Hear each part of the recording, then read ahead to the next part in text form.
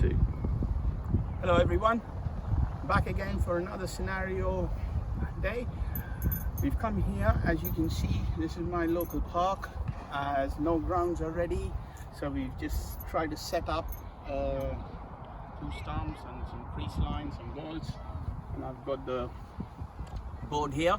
So scenario 3 is what to do on a very slow wicket as a batsman to a spinner when driving is difficult.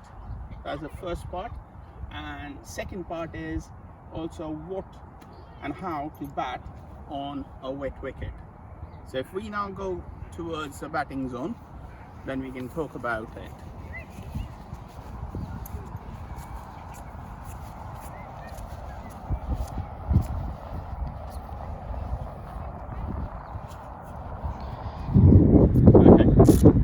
So these 2 cones are my crease line, and there are 4 balls here: a tennis ball, a bowling machine ball, a pink ball, cricket ball, and a normal cricket ball. Now the first part of the question, what to do on a slow wicket against a spinner. Now this ball, the tennis ball, if I'm batting here, is my easiest ball because I can get to it, I can drive. Okay, the difficult ball is this one. This one and this one are quite easy because they are quite short, and especially on a slow wicket, if I can just come back here, I can play those 2 balls. This ball is the difficult ball. Now how do I manage it? So I got 3 options here. On a slow wicket, as a batsman, my options are, normally I'd play that ball on the front foot. However, on a slow wicket, what I need to do is use the depth of the crease, right, and go back and play that ball here, or onto the leg side or offside square. This is one option. Second option is I can also bat on off stump and look to sweep that ball, because if I go this side, my impact will be outside the line if I miss it. So that's the second option. The third option would be to come down the track to that one and get it on the full. So if I get that on the full, I can go here, it doesn't matter. Okay, these are my 3 main options here to play it. Now, a lot of batsmen are scared about coming down the track. Now, why they are scared about coming down the track is they're scared of basically missing the ball. So we got to figure out what is our best idea of making sure that I don't miss the ball. So if you see and turn the camera around a bit, there are 2 cones here, the yellow cone and the blue cone. They are the bowler's release, where the bowler might be to release the ball. Now, as a batsman, I've got to be wary of that. So when I run down the track, I am running and covering that angle from where the ball is coming. And I want, if it's an off spinner or a left arm spinner, I'm looking to take the ball inside me. If I look to take the ball inside me, if I get done, right, and the ball is outside me a bit, I can still play that through mid-off. If it's further outside, then I can slap at it between extra cover.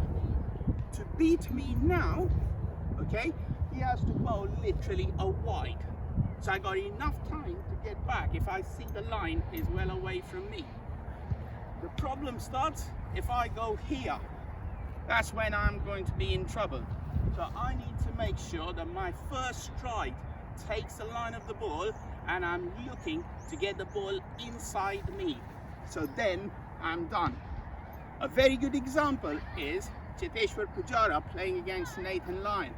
How he almost comes down 3 balls and over. Doesn't miss any. Okay? So that's the 3 or 4 options. Now, what does a bowler do in this scenario? Obviously, he's not going to just stand and bowl the same ball.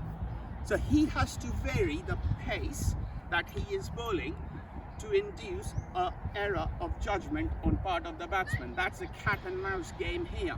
So he tries to keep the batsman guessing by going 1 mile up, 1 mile down on his standard pace, and see if he can get the batsman miss a ball or play back to slightly fuller, quicker one. What about the fielders? Now, on a slow surface, if I have to hit this ball hard, the only areas I'm going to be able to hit the ball hard are where I can access the ball with a full back. So that's going to be mid-off, mid-on, straightish mid-wicket and extra cover. Anytime I go squarer, both offside or leg side, I'm not going to be able to generate that much of power.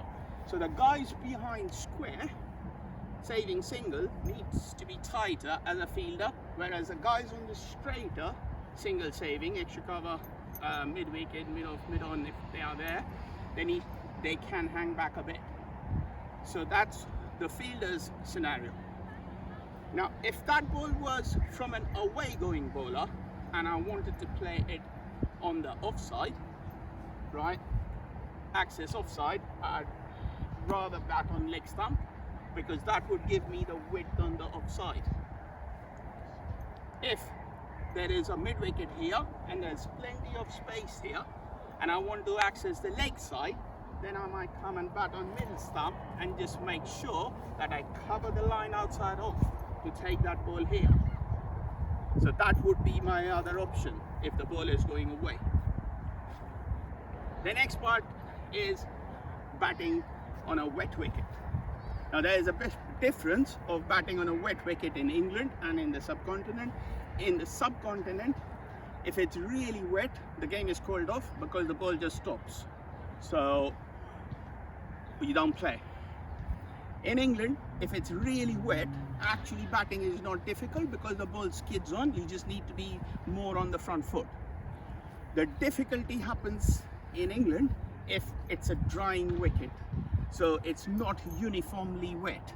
Some places are wet, some places are dry. So that's a danger one. In the subcontinent, that is what you get on a damp wicket. Okay. Now, one suggestion would be what players of the northern counties of England, the Yorkshiremen, the Lancashire batsmen used to do on uncovered wickets was they used to increase the gap between their hands on the handle on a wet wicket. So what that meant was basically they were reducing their driving length and waiting to play more on 1s and 2s nurdles, and if I get a bit of width, I go cross back. That's one of the suggestions, because your driving length has to be shortened and you can only drive what is right under you. So this is how you would generally tackle a spinner on a slow wicket and a seamer on a wet wicket. Hope you found that useful. Please do share, like, subscribe, or ask questions, because we would love to hear from you. Thanks very much.